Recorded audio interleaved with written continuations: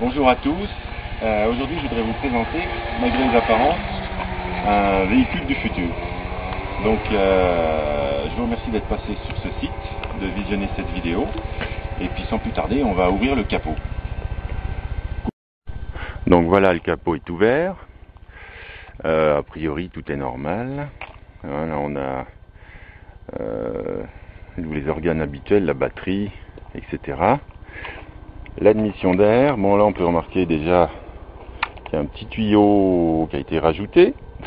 Et puis là, on voit une petite bonbonne qui est un générateur de gaz à chat chaud. Donc vous voyez que ça prend pas beaucoup de place. Par contre, on va le sortir de sa petite cachette pour vous montrer exactement comment ça fonctionne. Donc le voilà sorti de sa petite cachette. Donc en fait, vous voyez que c'est un système qui est très simple, c'est le plus basique qu'on puisse trouver. C'est un générateur qui fonctionne avec des câbles en fil d'acier qu'on voit ici, qui sont entortillés autour d'une tour en acrylique, un bocal qui est en verre et le couvercle avec où on a implémenté donc l'alimentation ici. Là, on a une prise d'air avec un bulleur, on a un tuyau à l'intérieur, ce qui permet de créer l'aspiration et surtout de contrôler l'aspiration qui est produite par le moteur via le système d'aspiration d'air. Ensuite, donc ça c'est raccordé à la terre sur n'importe quelle prise de terre qui serait disponible à proximité.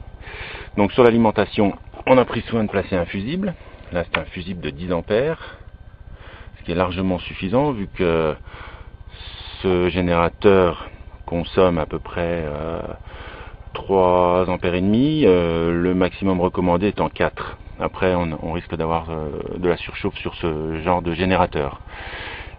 Ici on a la prise d'aspiration de gaz à chat chaud, donc hydrogène-oxygène, qui est produite par l'électrolyse de l'eau.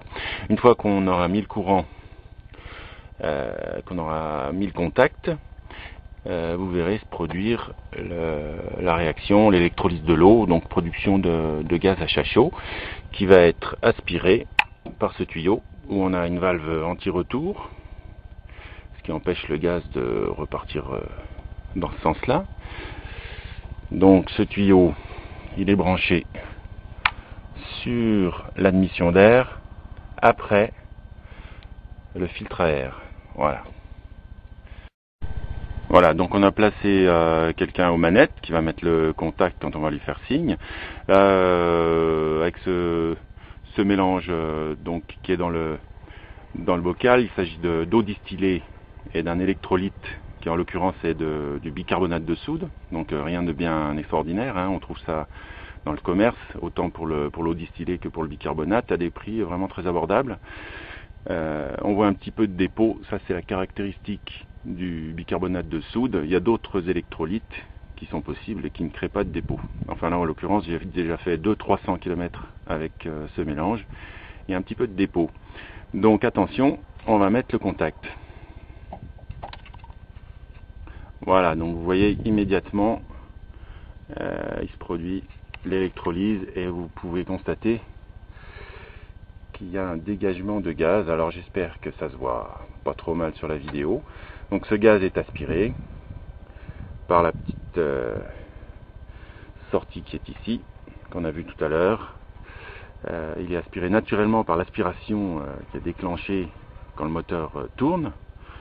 Donc là le moteur ne tourne pas, hein, c'est pour qu'on puisse quand même s'entendre. Donc voilà, vous voyez que c'est quelque chose de très très simple, d'enfantin presque à réaliser. Voilà, donc vous avez vu comment fonctionne ce petit générateur qui est le modèle vraiment le plus basique. Il y a des modèles qui sont beaucoup plus évolués que vous pouvez voir sur le site moteurao.frisoka.com. Donc pour les besoins d'expérience, on a pris un seul générateur. C'est un petit peu petit pour ce type de moteur. C'est un moteur qui fait 2,5 litres. Donc il aurait mérité, on va dire, 2 de ces bocaux branchés en série. pour réaliser vraiment des économies conséquentes. Avec un seul bocal comme ça, on économise quand même 15 à 20% de carburant, donc c'est pas négligeable vu que c'est un véhicule qui consomme 11 litres en temps normal. Voilà, moi je vous encourage à tenter l'expérience. Vous voyez que c'est vraiment pas compliqué. Si vous voulez avoir d'autres précisions sur le HHO, n'hésitez pas, retournez sur le site et puis bonne route à tous.